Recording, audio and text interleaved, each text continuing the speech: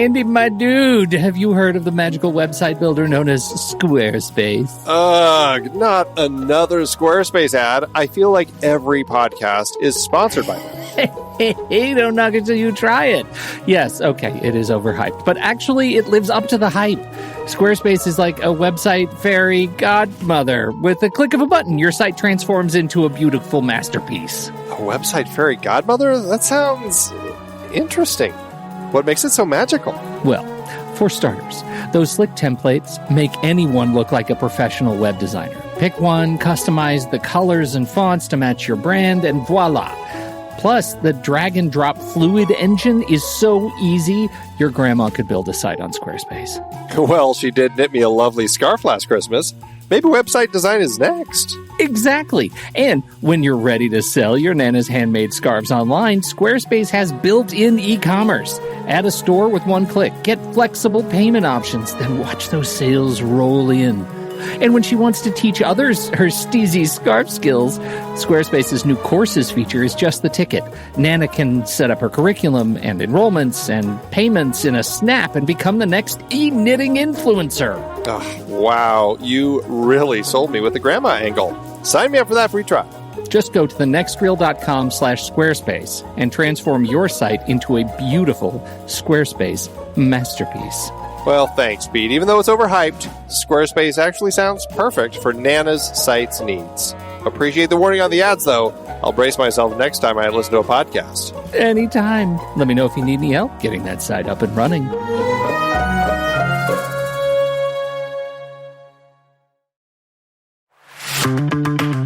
It's hard to believe that we've been having in-depth weekly conversations about movies since 2011.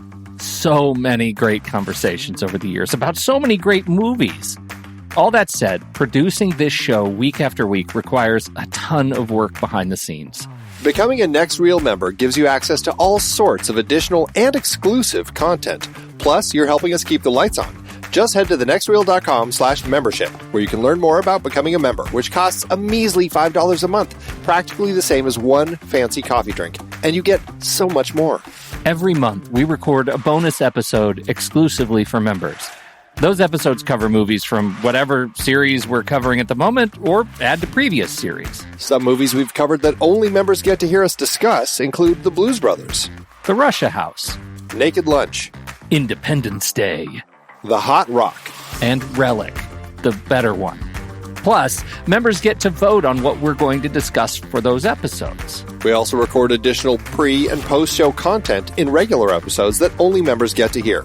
Like conversations about similarly themed movies. And answering listener questions from our live member chat. Speaking of our live member chat, we record almost all of our episodes in Discord, where members can chat right along with us live. Members get access to other members-only channels in our Discord community as well. On top of all that, members get all episodes a full week earlier than everyone else in a private Next Reel feed just for them that includes all the shows in the Next Reel family. The Next Reel, the Film Board, movies we like, Sitting in the Dark, and more new projects on the way. To top it all off, members don't have to listen to ads. We've already eliminated those annoying, dynamically inserted ads that, let's face it, we all hated.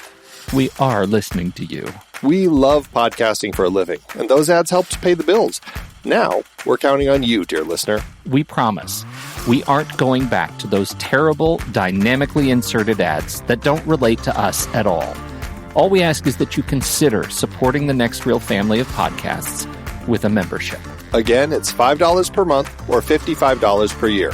Just head to thenextreel.com/membership. thenextreel.com/membership. Get your access to early, ad-free episodes with bonus content, member bonus episodes, and access to member channels and live streams in Discord by signing up today.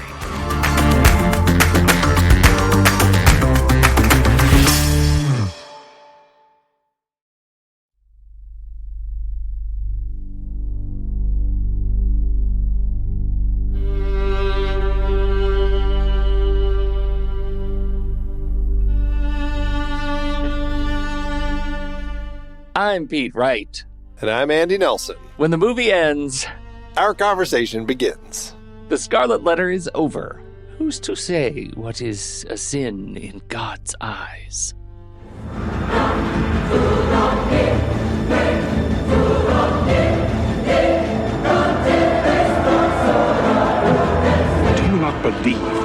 sinned? I believe I have sinned in your eyes. But who's to know if God shares your views? You must wear upon your bodice this symbol. Why do you wait? Put it on. For 'tis not a badge of my shame, but your own. Demi Moore. They are alive, but you are allowing them to destroy everything that is good in you. Gary Oldman. I'm in hell! Robert Duvall. Behold, the devil's own child!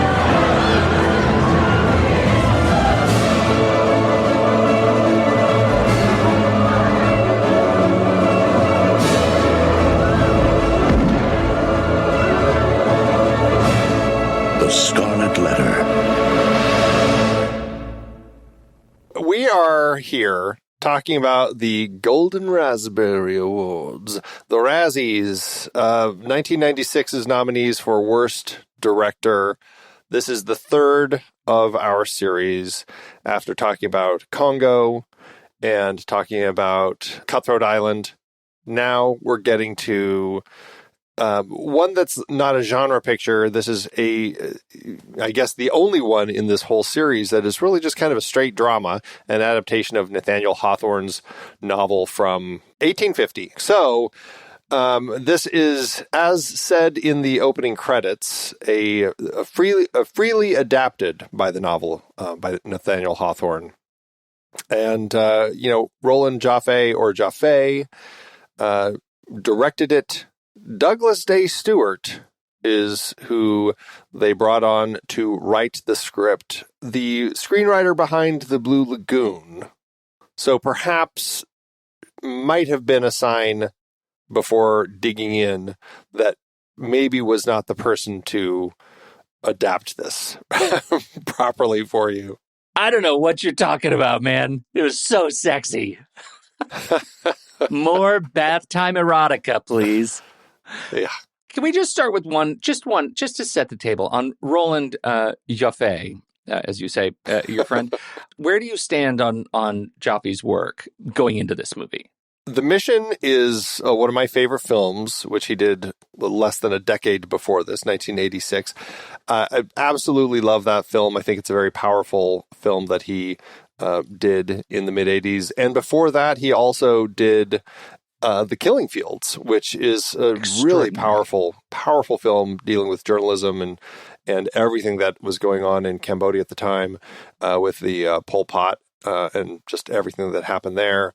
And so those two films I really enjoy. I never saw Fat Man and Little Boy, although I hear it's pretty good. City of Joy I remember liking, although I can't remember much about it. But I did like it when it came out. I think the subtitle was Patrick Swayze Being Earnest. I'm pretty sure that was the title of that. But it's certainly what it felt like.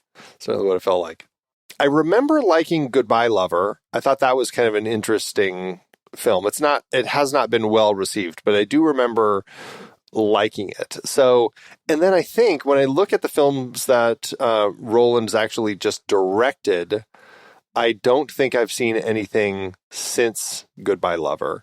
I've heard there have been some interesting ones like Vatel, There Be Dragons, but I have not been following his career after that. I feel like there was a period in the 80s where there was a lot of strength in what he was doing. The 90s, things got a little messier, and then I've just kind of lost track. What about you? I'm just about in the same spot as you are.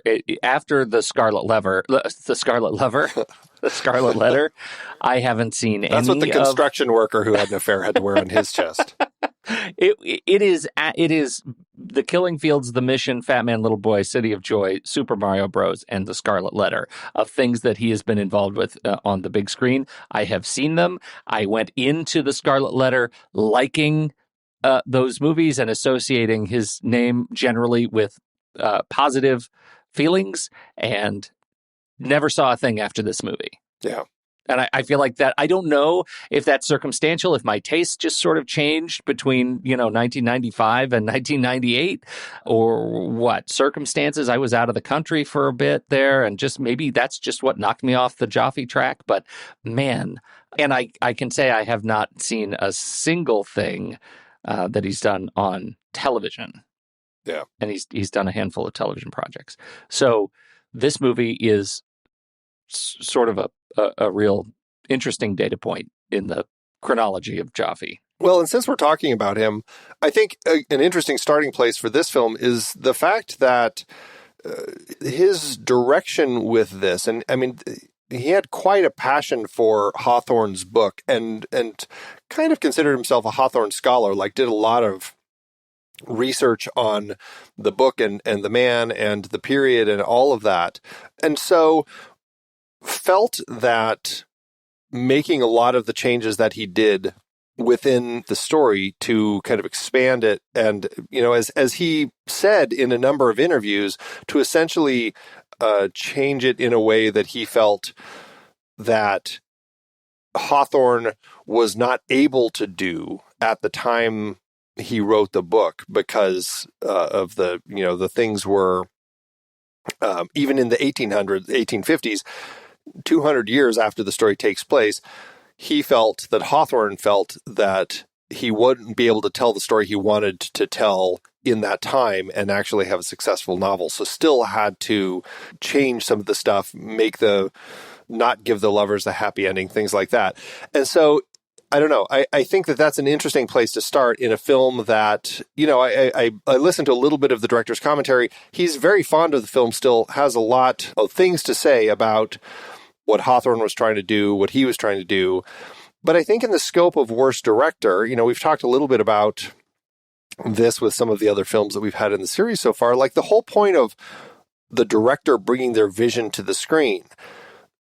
There's the casting decisions, there's the decisions and all the technical aspects that go into a project, and certainly the script. And, we talked a little bit about in Cutthroat Island how one of the biggest problems there was, the script had some really clunky dialogue and those actors just didn't fit. Yeah. And we were like, Rennie Harlin is delivering a big pirate movie, and he delivers on that. But still, he's the director. He's the one who made the choice to cast his wife to I don't know, reluctantly or not, but cast Matthew Modine, and neither of them felt right. He worked on the script a lot, and he put a lot of energy into getting the scripts rewritten the way that he felt it needed to be, and it wasn't good. So it is kind of his fault, and I don't know if it makes him the worst director or not, but we're in that exact same boat here.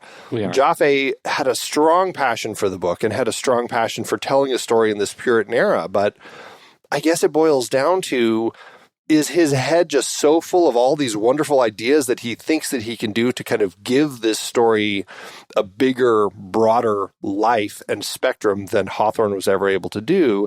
And by doing so, went so far past the point where he could actually wrangle all of it together to actually make something good. I really like the framing here, but to frame it between Joffé and Harlan, because when you talk about this movie, I feel like at least his intentions are good, right? He's a passionate student of the period. He's a passionate student of the book, and he's trying to do something to the story to elevate it. And it doesn't work for me.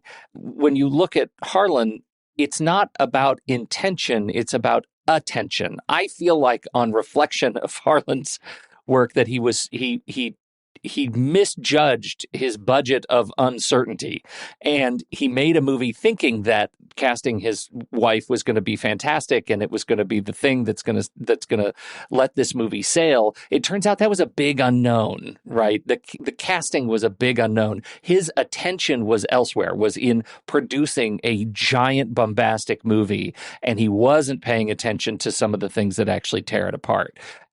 This movie, I think his intentions were good. It just ended up being messy. The script was messy. I don't think all the pieces that he really, I believe, authentically wanted to bring together to elevate the story just did not. It just did not play. It was just a mess. It is frustrating. And, I definitely appreciate him trying to tie all these things together and feeling, well, Hawthorne really thinned out the story with the indigenous Americans that the Puritans were dealing with at the time. That was a big part of life as Puritans in early America.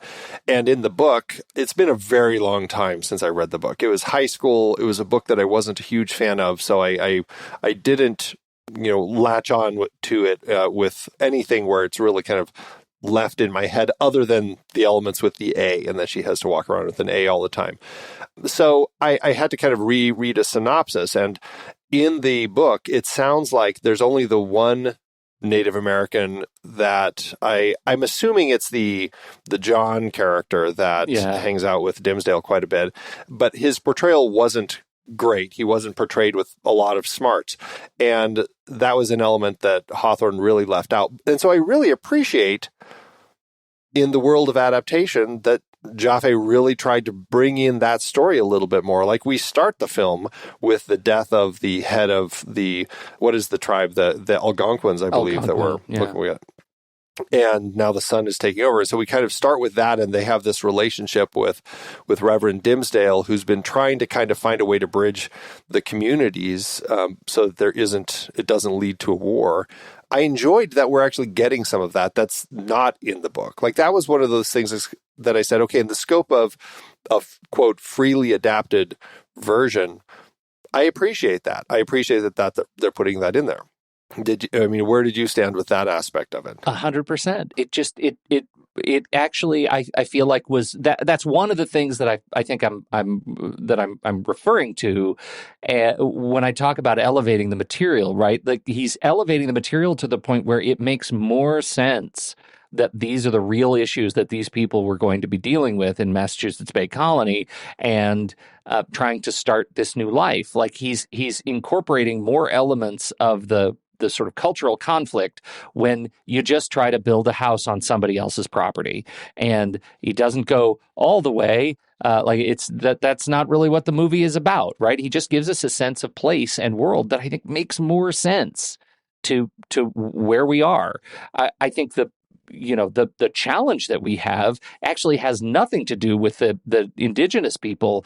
It's how he treats the relationship between Hester and Dimsdale to the very bitter end of the movie, and that's a piece that I think we have to talk about. Because in the book it's a much less positive ending. Yeah, Arthur dies in Hester's lap on the scaffold. He confesses his sins, and it's been weighing him down so much over the course of the book. It's been affecting his health and everything. He finally confesses his sins and then falls into her lap and dies. And it's revealed by some people who see that he had carved an A onto his chest that, it's not as visible as hers, obviously, but just showing how much pain he had with all of this. And then Hester leaves with Pearl, and Chillingworth, her husband, disguised as Chillingworth, he ends up dying also. And Hester returns without Pearl later and continues wearing the Scarlet Letter. When she dies, he's buried next to Dimsdale. And that's kind of the end of the story. And the epitaph on her tombstone says, "On a field, sable, the letter A gules," which I guess means on a black background, the letter A in red. So it's kind of like this very sad story about these people who were both persecuted, one overtly and the other internally, and end up dying in misery because of it. And even in death, they have the letter A on their gravesite. And so it's a pretty depressing way to end it. But there is a dream in the book where Hester imagines a future where she and Dimsdale and Pearl are able to leave and go off. And this speaks to those points that Joffé saw in the book and felt. Speaking as Joffé, I feel that Hawthorne wanted that to be the ending of the book, but didn't think that society would allow a story out there that allowed a couple like this to have a happy ending, and so felt he had to write the darker ending. And again, this is Joffé's perspective of all of this. Maybe there's more research involved, but regardless, that's where his bottom line was. And so he wanted to give the film the ending that he felt Hawthorne always wanted. And so has them riding off essentially into the sunset, and so that they can go live happily in the Carolinas. I have to ask then, what does Andy think? It felt so Hollywood to assume that we needed to have a happy ending for these characters and to not. I get it, the time of Hawthorne, that maybe the religious thinkers of society at the time felt that you don't want to have a story about people who have a child in an adulterous circumstance end up having a happy ending. And so, we need to have them suffer, just much like a lot of the stories during the noir era when films were being made with these, you can have a criminal character, but they have to have a dark ending because the code and all of that. Well, thus proving that 145 years is not long enough to get over the fact that we are still effectively making films wear the Scarlet Letter. Yeah, exactly.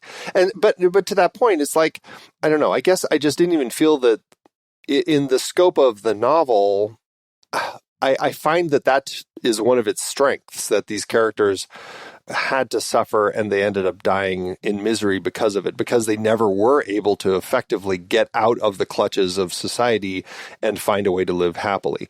And I don't know, I just feel like that speaks more to the power of the way that the book ended, and they diminished that by ending it the way that they did.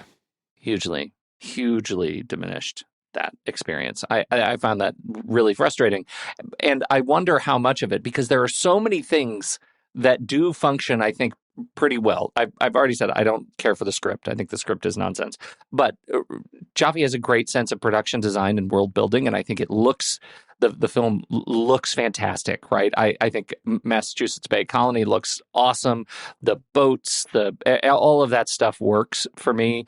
I think we've already talked about how, he's updating the participants in the story, right? The indigenous people, all of that works. How much of my frustration of the film is based on a wonky script and an ending that doesn't do justice to the movie that they've just shown me? And I think those two things are significant in how the movie plays out. Well, and even to the point where, I mean, as much as I appreciate the way that he brought more involvement of the indigenous Americans into the story, at the end, he still has this scene where Dimsdale is about to be executed, and then it's like the cavalry rides in and they shoot an arrow through the executioner's throat, and suddenly it's war with the tribe.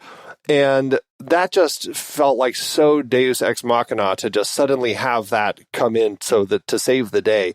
Like, that is another element that ties into all of this. It's like that, just like, even if we had the happy ending, and maybe the happy ending would have worked without all of this, but with a kind of a more somber tone, who knows? But regardless, the fact that we end up getting the happy ending because of this moment that just so frustrating, just doesn't play. It was a very frustrating element. Yeah. So there are things we liked in the movie. Besides that, is there other stuff that just doesn't necessarily work for you? And I'm looking at you, Demi Moore. Well, okay. I actually think Demi Moore and Gary Oldman are giving good performances in the film, but I think, like we're getting with even Cutthroat Island, you put the wrong actor giving a good performance in the wrong part, and also just the wrong script with stuff coming out of their mouth that just doesn't make sense, and it just does not help. And Demi Moore, I think, can be good in the right roles. I think that she's so much better in stuff like G.I. Jane, even Striptease, I think, is like a good film. I enjoyed that one. And what was the one? Disclosure and A Few Good Men. About Last Night, man. About Last Night. It's all comes down to About Last Night. Yeah, sure. A little earlier in her career, but I'm just trying to think of the 90s. Like, I think that she has a lot of strength when she's in the right roles. And this just was not the right role for either her or Gary Oldman or Robert Duvall. Like, all three of them, they're delivering what the director asked for with the script that they were given. And they're really putting their heart and soul into it. I certainly feel that, but it just doesn't play. It was pretty tough. I think I can get away with Gary Oldman just having a bad script. I think he could pull off this part no trouble if he was, and I think he was in a trouble. He was personally having some issues, I think, at this point in his life. Dealing still with his alcoholism for sure. Yeah. Yeah. Yeah. And so, but I do think like he could pull this off. I don't know that Demi Moore should ever have been cast in a movie in the Puritan era. I just don't. I never once believed that she could kind of get lost in the part. Interestingly, Duvall, for me, after getting over the fact that it's Robert Duvall running around naked and doing all the horseman stuff and like scalping that guy that time, woof. This is kind of the least Robert Duvall-y performance. Like I kind of get lost in the fact that it's his face on somebody else. Like it really, he kind of pulls off a performance here that is interesting to me. Hindsight being what it is, would I have armchair cast Robert Duvall if I were picking my fantasy cast for this movie? No, probably not. But I don't hate it. I don't hate him doing this stuff. I think he pulls it off. Yeah, I mean, that could be argued. I'm not completely sure he pulls it off. I think it's a little, I don't know. It felt uncontrolled and perhaps uncontrollable from the director's perspective is how I felt. Like, I don't know if it came across in such a crazy way that sometimes I'm like, I wonder if Joffé is trying to get him to do a certain thing and Duvall is just like, I got this. I know what I'm doing, and just went to town. Because sometimes I'm just like, this is pretty crazy. Pretty crazy. Yeah, it's interesting because there are certain performers who, we talked about this actually in Cutthroat Island, like Gina Davis, like certain performers who I have a much harder time buying in period pieces. And Demi Moore is one of them. I don't see, I just don't see her in that era. And I don't know if that's a completely fair assessment, but sometimes there are just a certain people who I just like, I have a hard time with them in period. And she was one of them. I really struggled with putting her into that space, unfortunately. Yeah. Yeah. It was hard to get over that part. And it's frustrating when that's the principal part of the movie, right? Then we have to believe all of the relationship turmoil that leads to her wearing the A patch. I don't think I ever connected with that. And it is such an antiquated model that it doesn't age up well as an artifact of history, an artifact of this book. It seems kind of silly in modern eyes. So the movie, already being messy, it sort of starts to lampoon itself as soon as we have her wearing the patch and having the little drummer boy behind her. I'm sorry, I can't take the little drummer boy. Although it's like, it was a real surprise. Like, I had forgotten, and that is from the book, that they actually had a drummer boy follow her everywhere she went, just so that people would be more apt to notice her and comment on the fact that there's that woman with the A. What a harlot, what a heathen, etc., etc. Very interesting element, but it makes for, it's so big that it really does make for, if you're going to put it into a film, it has to be in the right hands to make it somehow work in a believable way. What about the witch trial stuff? Well, okay, this is a whole other aspect of the book, and I can't remember how much of this is in how much of this is in the book that Joffé and Stewart incorporate into it, but we've got all of this women live stuff that's going on. Like, as soon as we have the arrival of Hester Prynne on the docks, she's already wearing too much lace for some of the Puritan men. They're already like, you might want to tone that down a little bit. They invite her to dinner, and she's like, yeah, no, I'm going to buy a home for myself. And they're like, oh my God, no woman can live by themselves.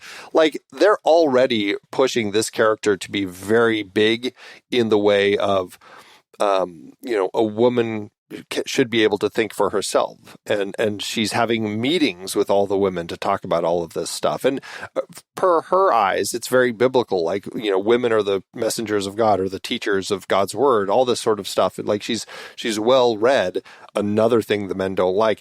There are a lot of elements like that absolutely held true in this period of time. The witch trials, you start having people like Joan Plowright's character who uses all the herbs and stuff, and suddenly people are going to call her a witch. That's definitely an element.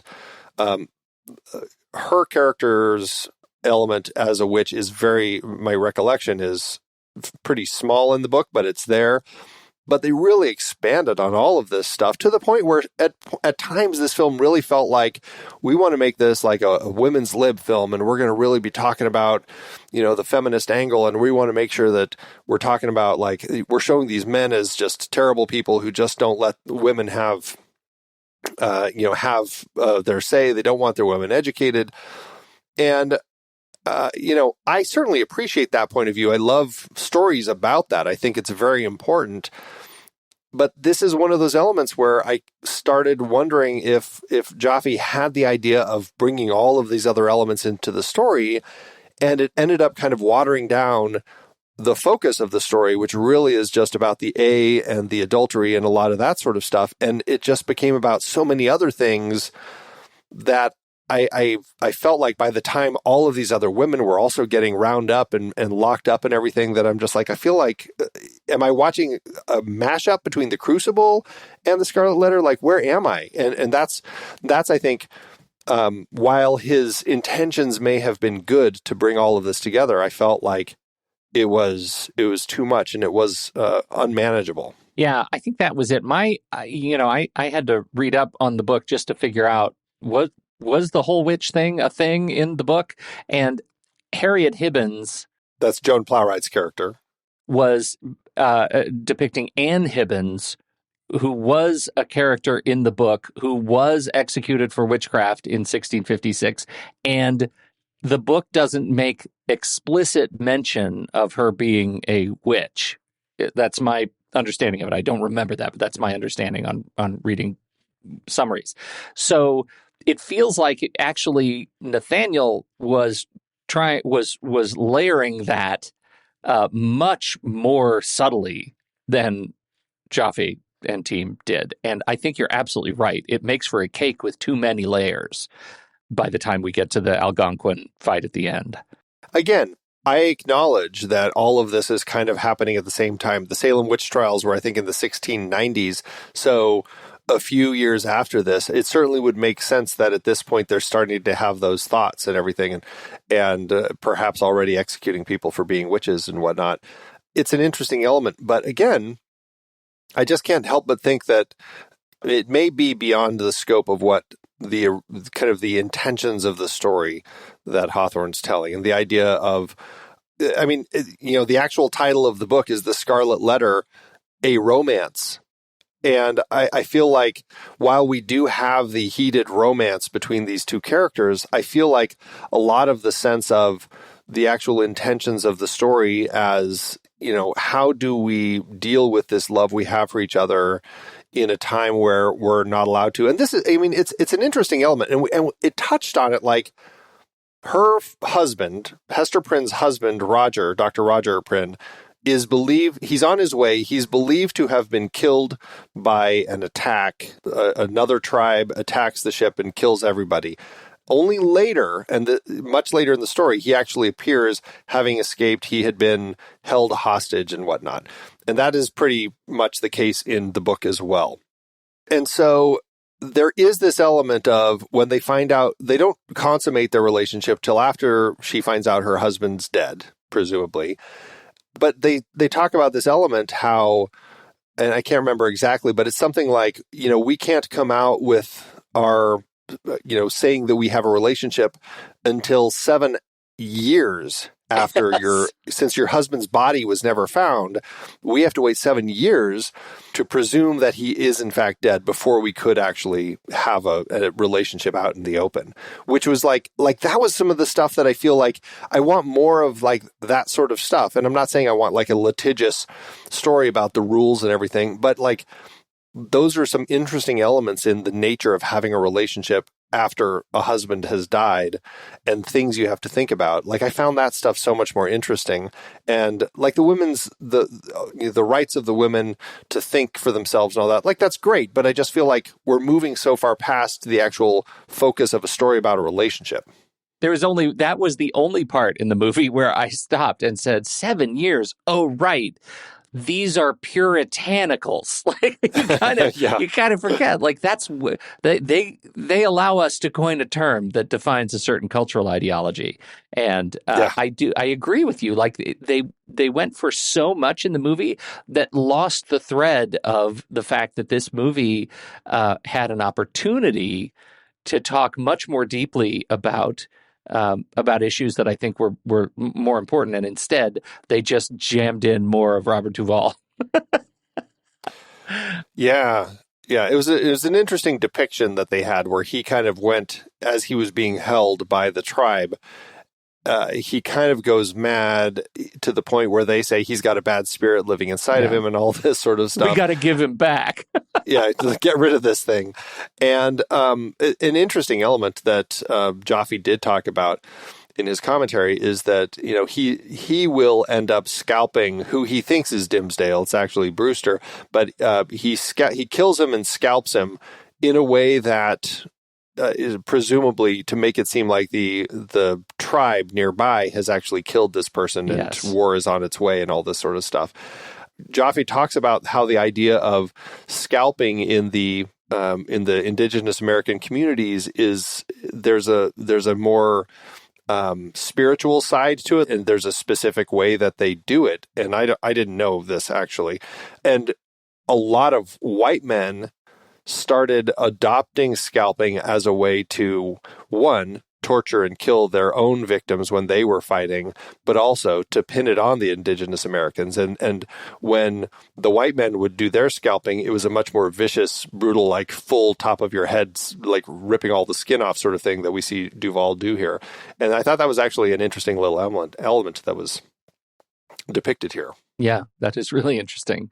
And again, it feels like I need you to tell me that. Well, yeah, I wouldn't have known that either without that. Right. Yeah, exactly.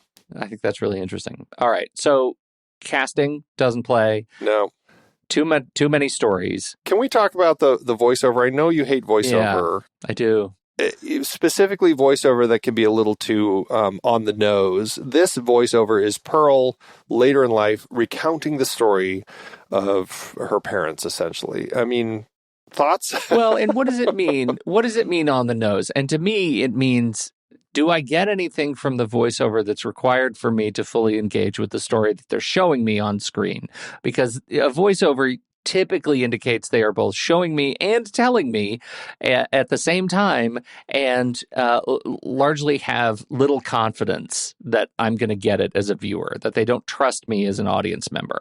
And I think this movie is kind of case in point for that. I think the story works fine without Pearl's voice over me. It's the Scarlet Letter, man. Like, I don't need Pearl. I just need you to show me what's happening. And do it in a way that allows me to feel without Pearl telling me what to feel. It was a strange voiceover, also really flatly read, like just had no energy. It was a snooze to every time it popped up. I'm like, ugh, rolling my eyes at it. And it didn't add anything to the story. And where is she? Did you ever think about where the hell is she? What framing mechanism does this serve? Yeah, right. And it also just feels like something that was added after the fact. Like I really wondered if it was in fact in the original script or not, and if it was something that had to end up getting added during the post process when they realized, we don't have all the right things to thread some of these scenes together, and so they had to just write this voiceover to kind of tie things together. Like it just felt, it just ended up feeling sloppy with it in there. Yeah, I totally agree.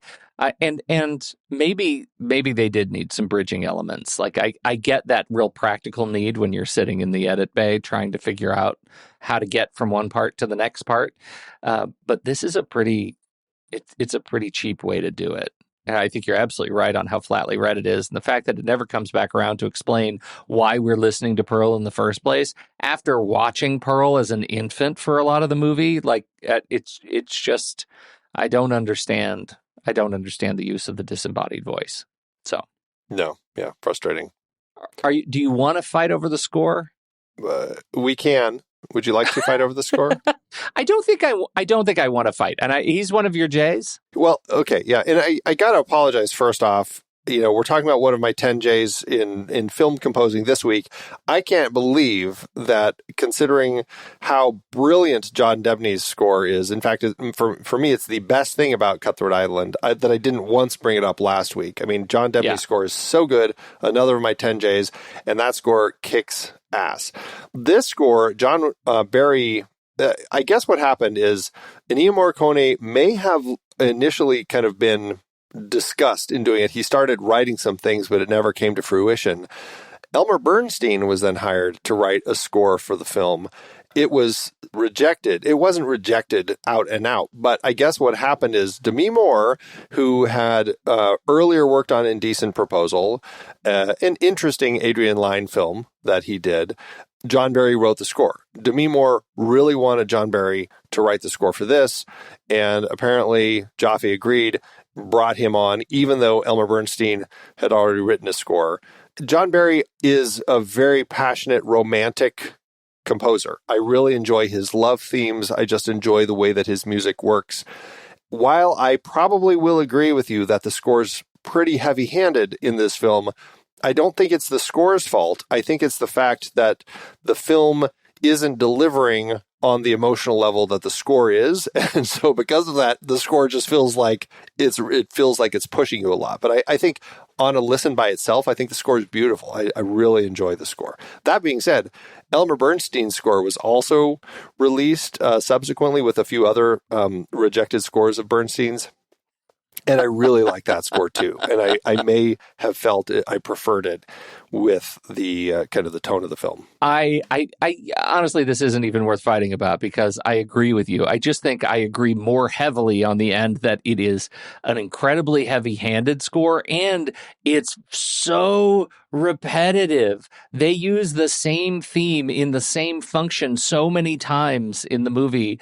I don't know if it's trying to functionally get me back to an emotional place that I was feeling earlier, but it just becomes nonsense. Specifically, what triggered this is I think I texted you. I said, if I have to sit here and listen to that stupid theme song again, I'll jam a screwdriver in my ears, because by the end, it was too much. I get it. It was just too, they were just shoving it down my throat. I could not, I just couldn't take it. So I get it. It is a lovely score and a lovely theme taken without the movie. The movie makes the score worse. And that's the sort of a case in point with something like the score in The Last of the Mohicans, which is another score that I love. But when you watch the film and you hear that score, that theme being used, every 5 minutes, it's a point like, my goodness, like, can we put something else on for a little bit? And that's one of those things that's frustrating. Wait, who was Mohicans? Was that Morricone? Last of the Mohicans was Trevor Jones, I believe. Oh, okay. Yeah. Well, it's interesting to do and I think what I expected, and I know that the period is very different. Like the mission was set 100 years later than Scarlet Letter, but you see a bunch of people in funny dress running around the jungle, and you expect one of the greatest scores of all time to accompany it when it's, and so I think I went into watching this movie expecting the score to the mission, and maybe I just should have put it on and played it in the background. It is lovely. And this film looks great. It just needed better treatment. Yeah. Speaking of better treatment, you also texted me about the bird. This red bird. I mean, it's a beautiful red bird. It's actually canary that they dyed red for the purposes of the film. I don't know how much that fits in the Humane Society's regulations, but they dyed a canary red. And instead of using a cardinal, maybe it's canaries more easily trainable. I don't know, but regardless, don't think we should stop and at least evaluate how one might dye a bird? Don't you just dip it in the dye, hold it by its little feet and just kind of do a little dip, dip, dip? Like a corn dog? Yeah. That's how I would do it. That is an awful thing to say. I would do it. Okay, I mean, I guess we can just hand wave that by, but yeah, I think we have to remember that consent is a thing you have to hear. You can't just feel it real strong. And I'm not sure that canary consented to being dyed. Yeah, okay, probably not. But did the horses in The Wizard of Oz consent to be dyed green?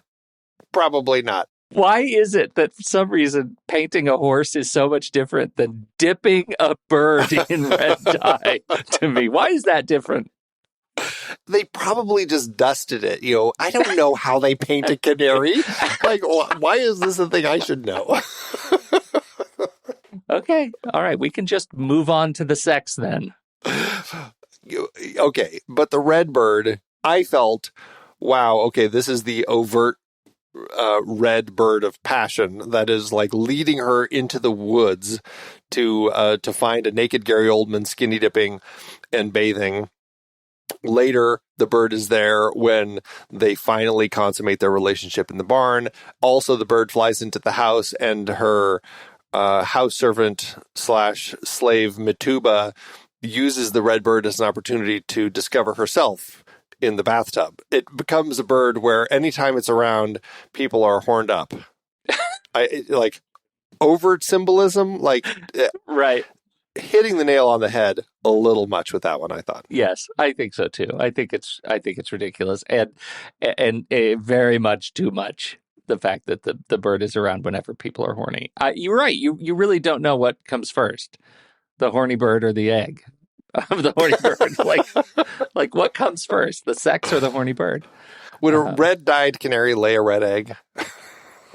That's interesting. I don't care to know. I'll keep that. If you ever find a red egg, that's a sign. Oh my gosh. Okay. Anyone else in the cast or any other crew parts that you want to talk about that you feel are stand out? All we talked about were, the principal three, right? Like we didn't talk about Governor Bellingham, Edward Hardwicke, or Robert Prosky. Good old Robert Prosky. I guess we mentioned Plowright, but there were other faces in this thing that were parading around. I think Prosky is a guy I can't take seriously. as the honorable preacher.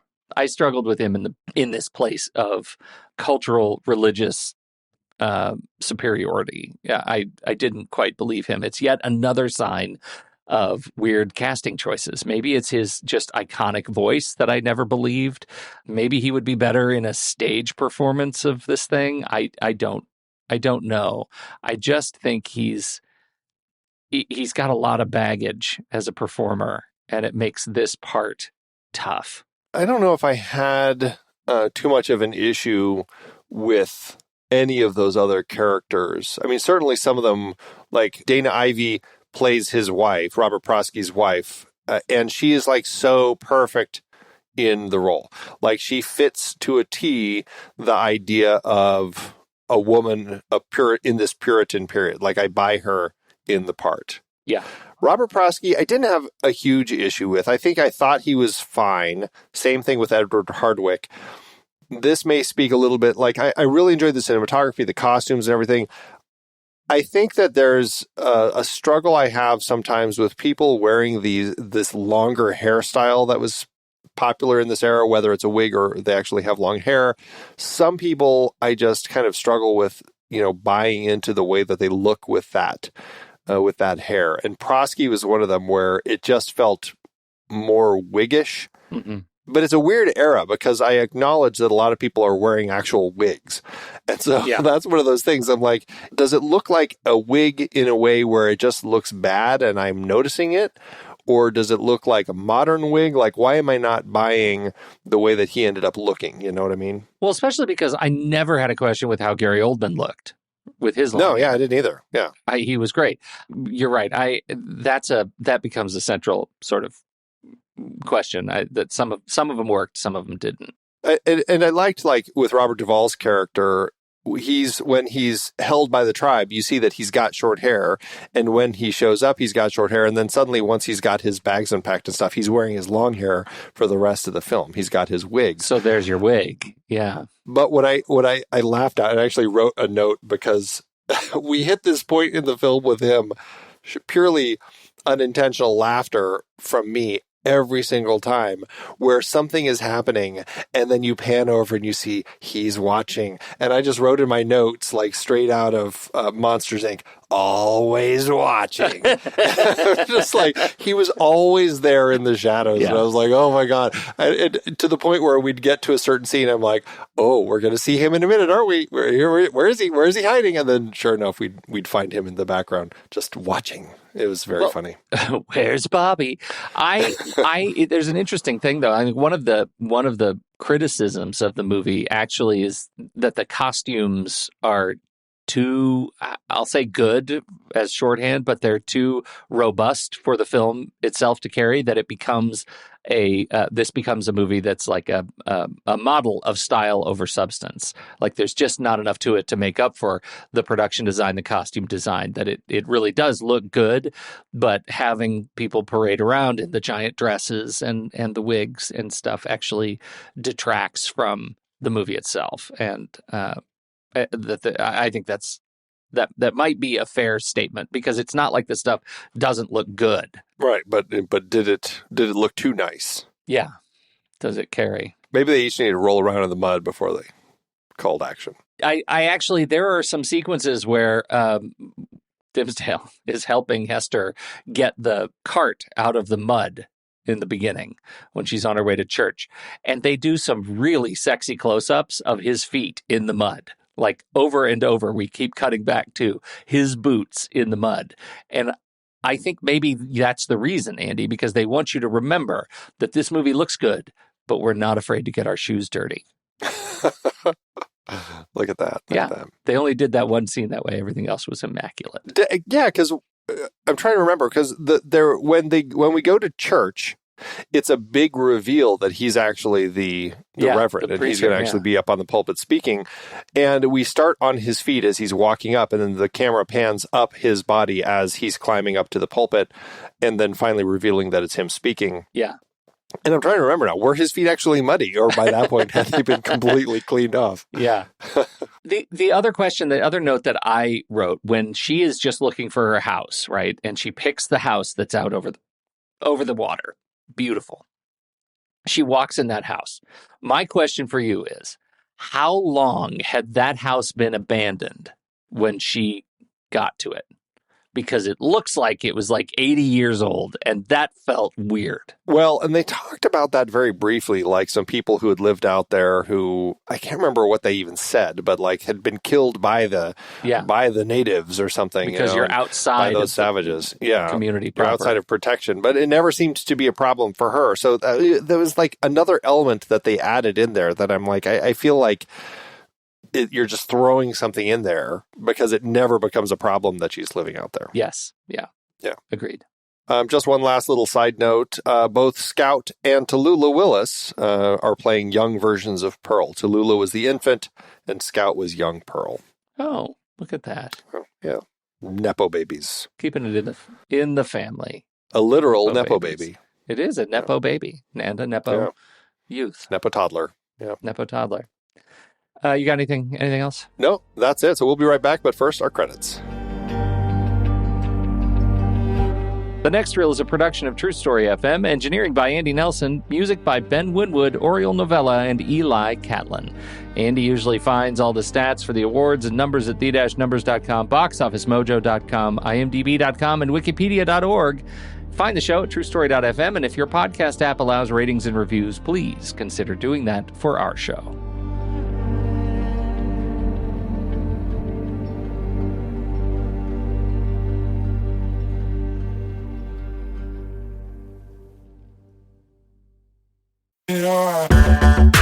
Andy, can you believe we've almost hit 700 episodes of The Next Reel? I know, it's crazy. And with all the other episodes in our family of podcasts, we are well over 1,200 episodes of movie conversation. It's really pretty amazing that we've gotten to have these in-depth movie chats every week for over a decade now. And we couldn't have done it without our loyal community of film fans. Their support over the years has meant so much. For sure. That reminds me, we should give the merch store a shout out. Buying shirts from thenextreel.com/merch is a great way listeners can continue to support the show. Plus, they get to sport our great designs.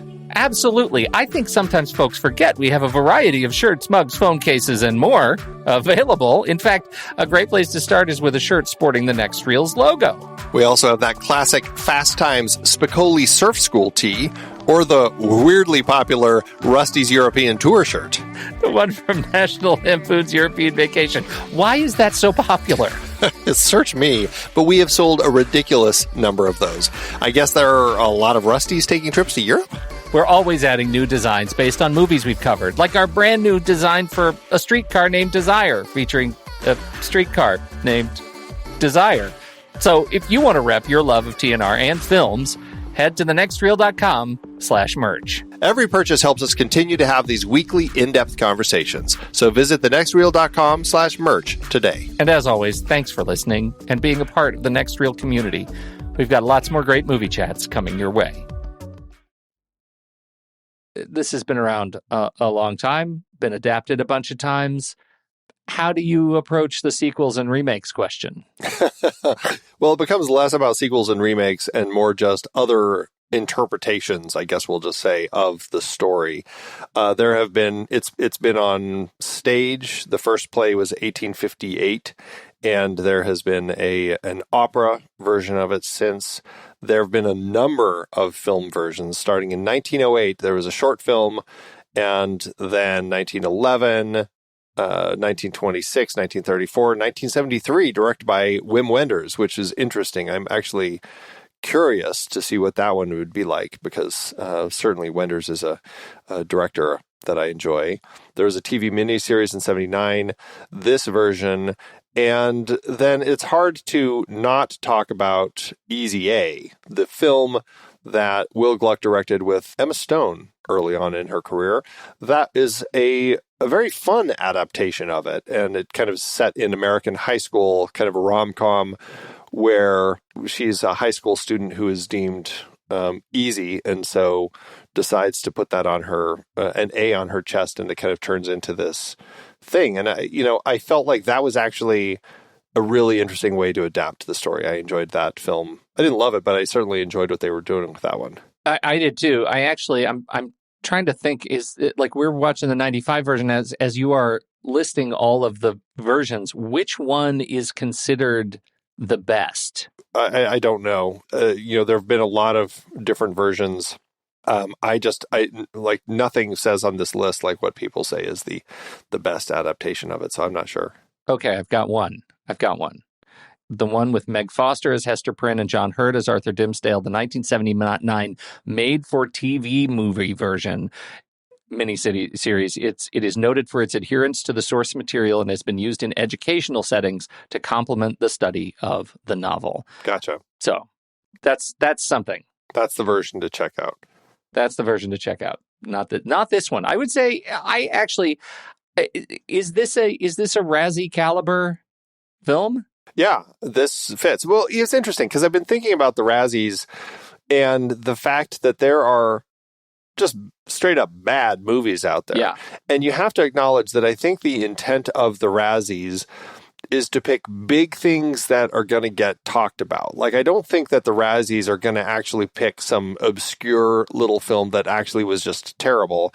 I think their entire goal is to pick things that, fit what their intentions are of kind of parodying the Oscars, right? The idea that we're going to take these big films that are aiming for something big and end up being complete disasters. I think that's really what they're going for. So to that end, yeah, I think this absolutely fits the caliber of what the Razzies are targeting. Okay. All right. Well, we're going to talk about awards, but I am surprised to hear myself say out loud, this is not a 1-star movie for me. So there you go. Okay. All right.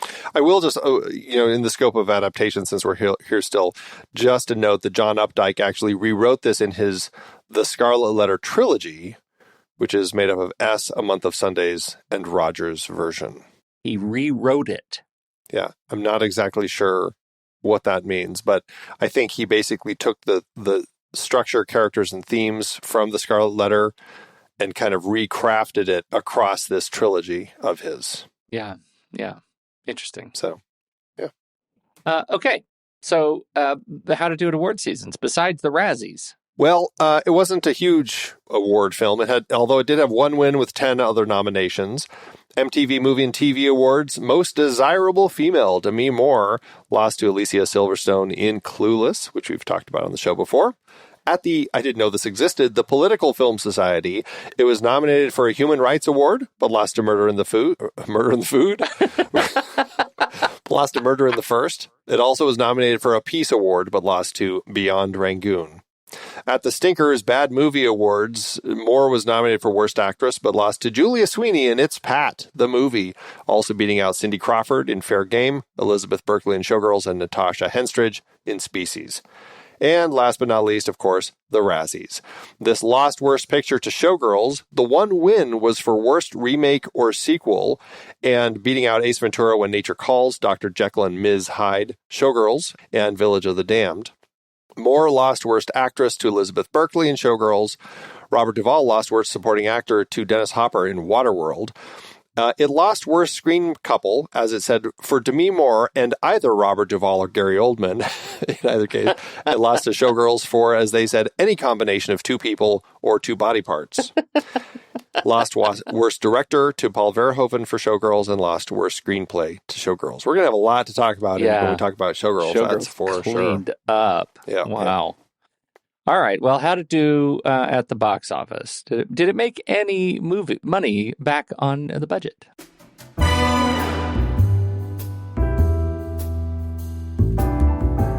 Joffé had a budget of $50 million for this period piece, which, as you may recall from our Congo episode, which had the same budget, is $104 million in today's dollars.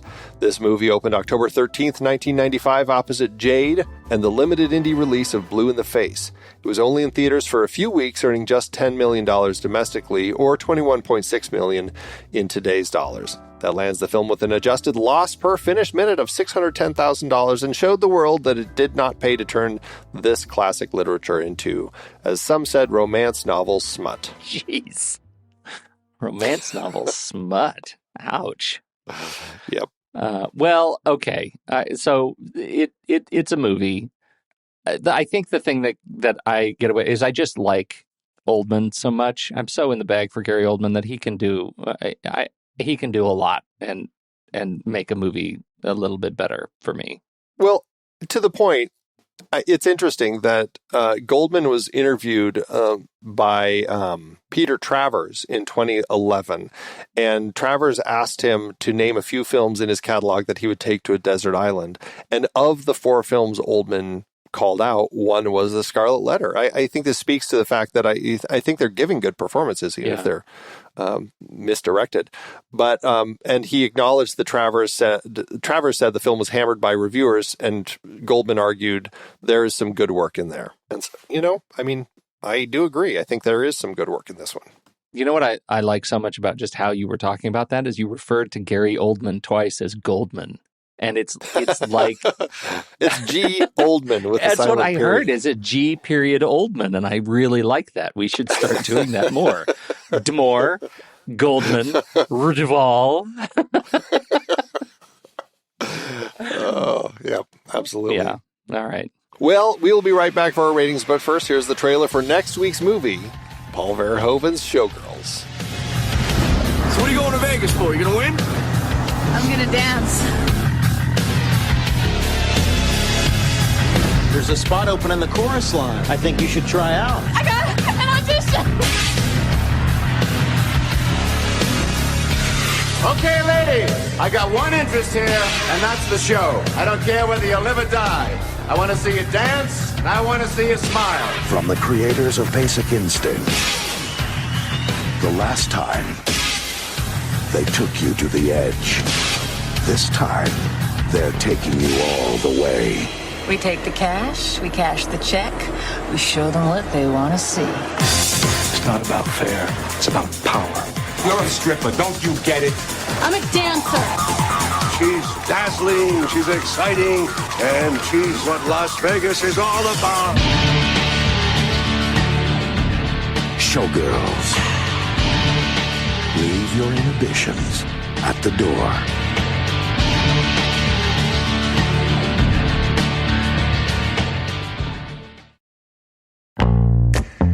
It is hard to believe we've been having in-depth weekly conversations about movies since 2011. You're telling me producing this show week after week is so much fun, but it does require a lot of work behind the scenes.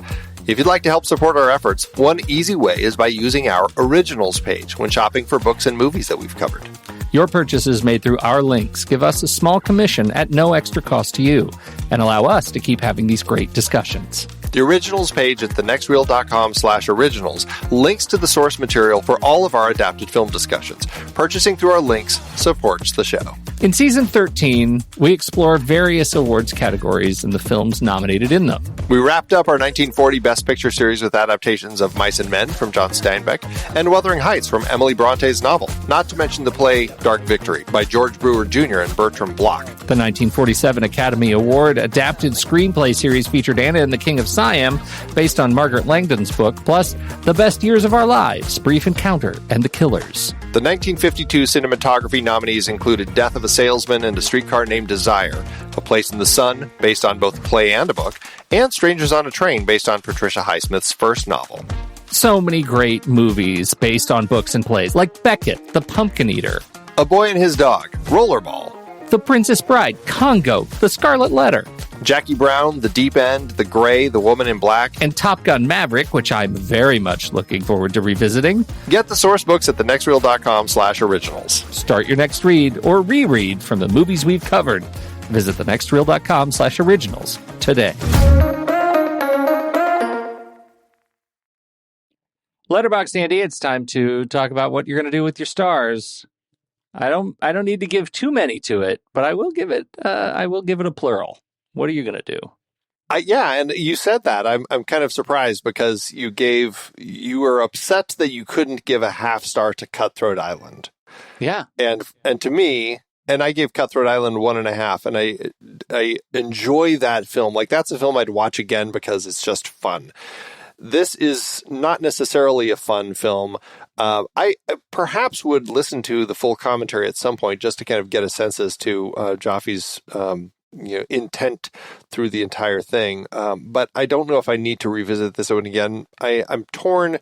Is it like worse star-wise than 1.5? And I don't feel like I need to drop it below that because I do think there are a lot of good things in here. So I'm going to say 1.5.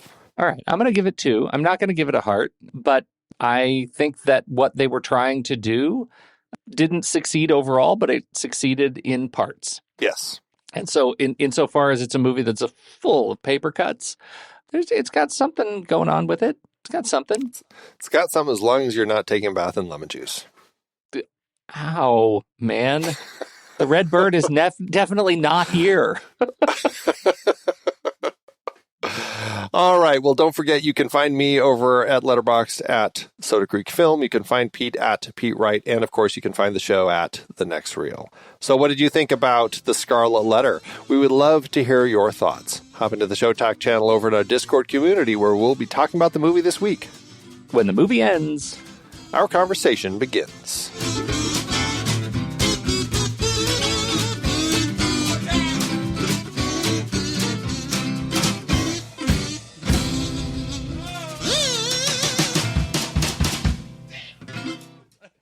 Letterboxd giveth, Andrew.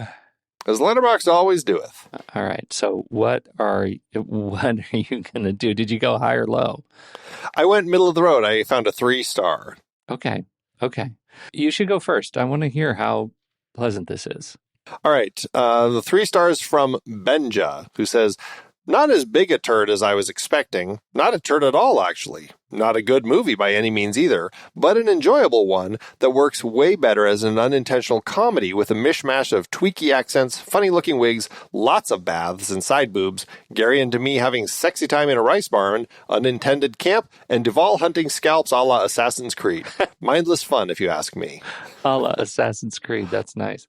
I went with a 1 star from Matt Lynch, who says, there's a moment in this where Hester is in jail, massively pregnant, and we see Demi Moore with a big, obviously prosthetic belly, and a little animatronic baby kick makes a brief bump, and it's sort of emblematic of just how silly and overbaked this has become in a very 90s effort to make Hawthorne's really sturdy construction and, for this time, contemporary themes into this horny and exciting and quasi-feminist period epic. Really Last of the Mohicans-ing it up, but stupid.